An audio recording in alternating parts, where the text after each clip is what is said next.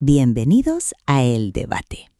En los próximos días hay una melodía que va a sonar en, prácticamente todos los rincones del mundo. Noche de Paz. La cantaremos en iglesias, la oiremos en centros comerciales, la tararearemos en casa.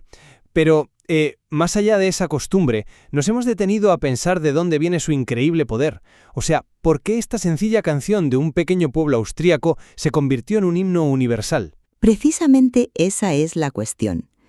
Como parte de nuestro trabajo en la edición digital de los textos del profesor Camilo Andrés Gálvez, hemos tenido acceso a una reflexión inédita del gran pensador católico Plinio Correa de Oliveira que nos sirve de punto de partida para una pregunta fundamental. La genialidad de Noche de Paz reside en una profunda y compleja síntesis teológica, casi una paradoja hecha música. O por el contrario, su fuerza, esa fuerza arrolladora, proviene de una sencillez y una ternura tan básicas, tan primordiales, que son capaces de traspasar cualquier barrera cultural, religiosa o incluso intelectual. Ese va a ser el núcleo de nuestra conversación hoy. Pues yo defenderé la primera postura. Argumentaré que el poder de la canción, tal como lo desvela ese análisis inédito del doctor Plinio, radica en su capacidad para expresar musicalmente la gran paradoja de la encarnación. Una mezcla, muy particular de alegría y una tristeza solemne. Y yo, por mi parte, sostendré que su magia reside precisamente en lo opuesto, en su pureza y en su accesibilidad, que la complejidad teológica es una lectura, posible y desde luego enriquecedora, sí, pero no la causa de su impacto universal. Para mí, la clave está en entender que Noche de Paz no es simplemente una canción feliz. El análisis de Correa de Oliveira, que es un ejemplo clarísimo de su fidelidad a la doctrina de la Iglesia, apunta a que es el villancico perfecto, porque consigue una amalgama armoniosa de alegría y tristeza. Y esto no es un mero toque poético, es el reflejo del misterio central que se celebra. El Dios infinito se hace un niño vulnerable. La reacción natural, según esta visión, no es solo la admiración, sino también un sentimiento de pena, de una compasión profunda y reverente al verlo tan pequeño, tan dependiente. Es, digamos, un eco muy temprano del sentimiento que inspirará 33 años después en el Calvario. La canción, con esa melodía que es a la vez dulce y melancólica, nos hace sentir esa dualidad, la alegría del Salvador que ha llegado, pero lo ha hecho en la forma más humilde y frágil imaginable. Entiendo perfectamente la coherencia de esa lectura. Es una visión teológicamente muy rica, sin duda. Sin embargo, creo que parte de una premisa que no es la experiencia de la mayoría. El propio texto de Correa de Oliveira nos da una pista cuando dice que la humanidad tenía prisa por cantar esta canción. Esa urgencia, esa universalidad casi explosiva, no suele nacer de conceptos complejos, no. Nace de emociones primarias. La historia de su origen, exhalada de golpe por un maestro de escuela para ayudar a su párroco una noche buena en la que se había roto el órgano, no sugiere una construcción intelectual deliberada, apunta a una inspiración pura. Para la inmensa mayoría de la gente, Noche de Paz evoca ante todo paz, silencio y una ternura casi instintiva ante la imagen de un bebé durmiendo. La tristeza augusta o la premonición del Calvario es una capa de significado muy profunda, desde luego, pero me parece una reflexión posterior, no el motor original que la hizo universal. Veo por qué lo planteas así, pero creo que no se puede separar tan fácilmente el sentimiento de la teología que lo sustenta. La idea de pena es central aquí, y debemos entenderla bien. No se trata de lástima, es esa compasión reverente que surge ante lo que los teólogos llaman la kenosis. Este es un concepto fundamental, es la idea asombrosa del vaciarse de Dios.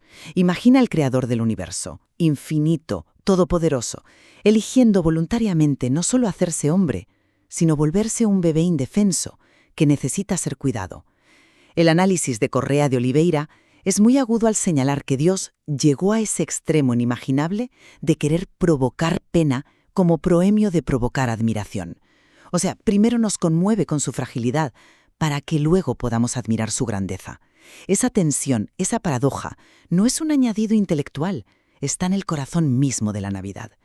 Y la melodía, con sus altibajos suaves, nos guía por ese camino emocional. De acuerdo.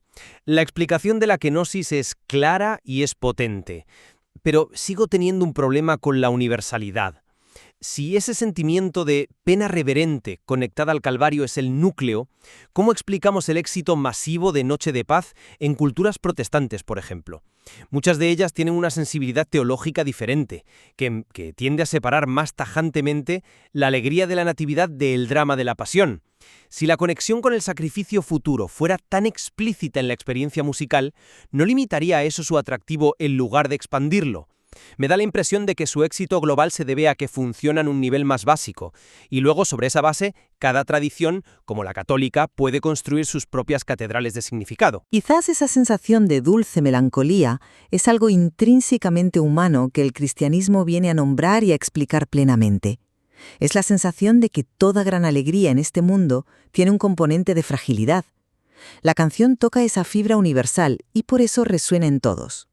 Ahora bien, es en la cosmovisión católica, como bien refleja el análisis de un pensador de la talla de Correa de Oliveira, donde esa intuición encuentra su explicación más completa. Esa fragilidad no es un defecto, es el método que Dios eligió para salvarnos.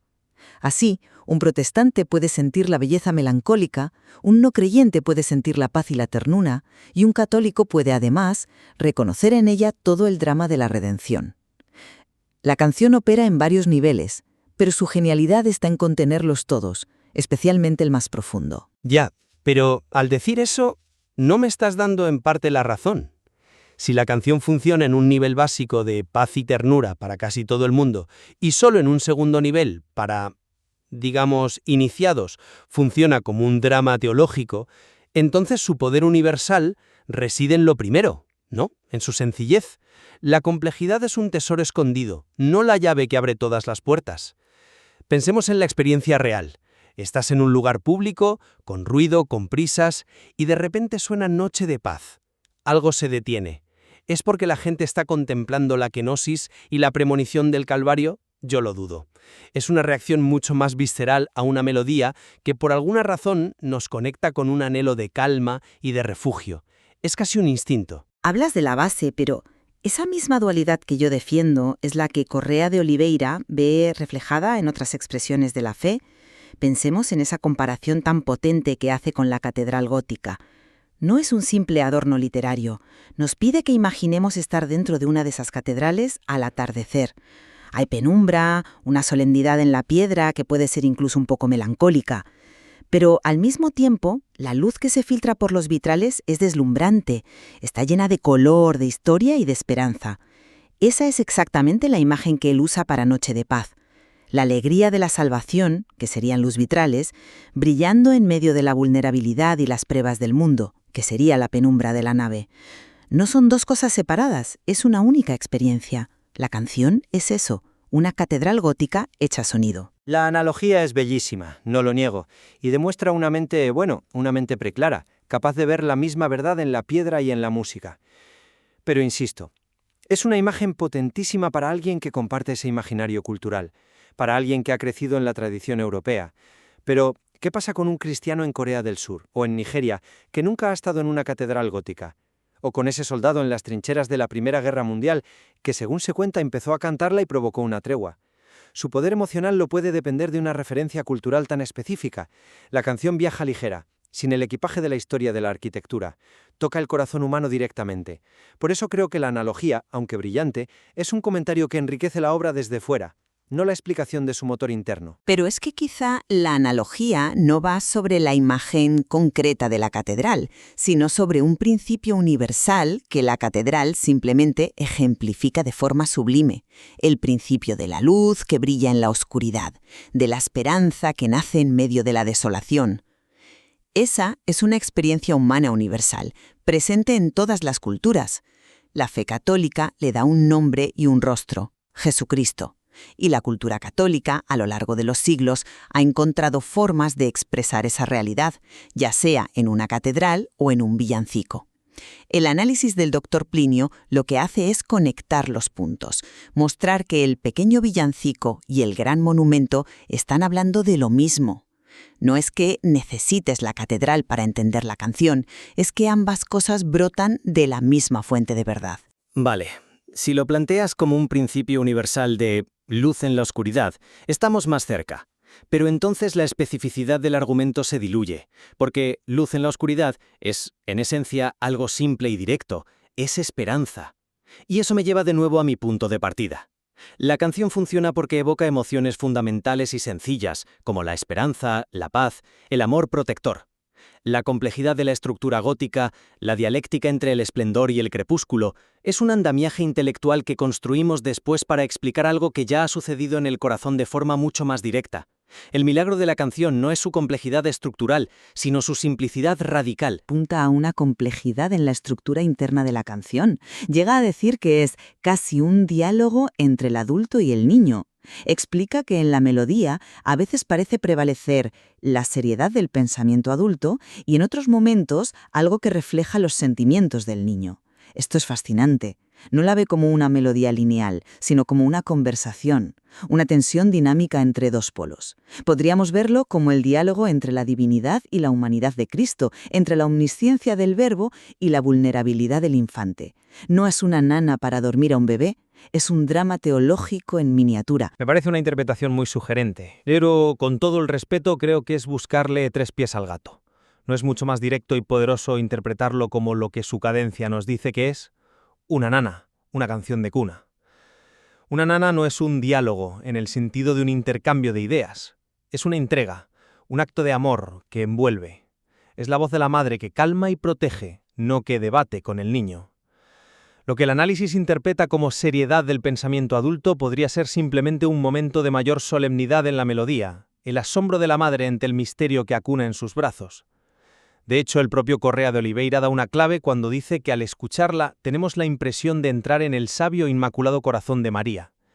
Y en el corazón de una madre, especialmente de la Virgen, lo que prima no es un debate dialéctico, sino un amor total, unificador, que acoge. Ese sentimiento es mucho más universal que una compleja estructura de diálogo. Pero es que una nana cantada por la Madre de Dios no puede ser una nana cualquiera.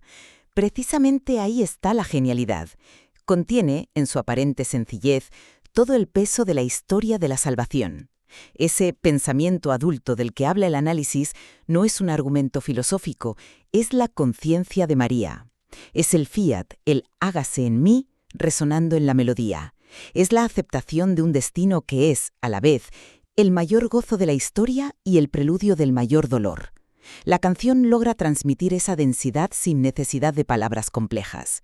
La melodía sube y baja, se vuelve solemne y luego tierna, porque está reflejando la inmensidad de lo que está ocurriendo en ese establo.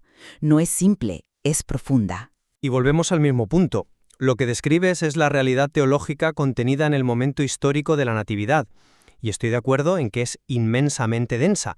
Mi pregunta es si ese es el mecanismo del efecto de la canción sobre miles de millones de personas a lo largo de 2 siglos. Yo creo que no. El mecanismo es mucho más simple. Una melodía que imita el balanceo de una cuna, unas armonías que resuelven en paz y consuelo, esa es la puerta de entrada. Luego, para quien tiene la formación y la sensibilidad, esa puerta puede abrirse a estancias llenas de tesoros teológicos como los que describe el análisis. Pero la mayoría de la gente se queda en el umbral, felizmente acunada por la belleza de la canción, y eso es suficiente. Su universalidad se debe a la sencillez de la puerta, no a la complejidad del palacio que hay detrás. En mi resumen final, insistiría en que lecturas como la de Plinio Correa de Oliveira nos rescatan de una visión puramente sentimental de Noche de Paz. Nos obligan a pensar y a sentir más profundamente. Esta canción no es solo bonita, es verdadera. Es un microcosmos que contiene la paradoja central de la fe cristiana, la grandeza infinita que se esconde en la pequeñez, la alegría de la Navidad que ya contiene, en una nota melancólica, la sombra serena de la cruz. Su genialidad no es la simpleza, sino una densidad espiritual asombrosa, capaz de expresar en 3 minutos de música lo que a los teólogos les lleva a volúmenes enteros explicar. Por mi parte, y reconociendo que este análisis enriquece enormemente la escucha del villancico, mantengo mi postura. La eficacia, la supervivencia y la universalidad aplastante de la canción se deben a su núcleo irreducible de sencillez, paz y ternura. Habla un lenguaje que el corazón humano entiende de forma inmediata, sin necesidad de traductores ni de manuales de teología.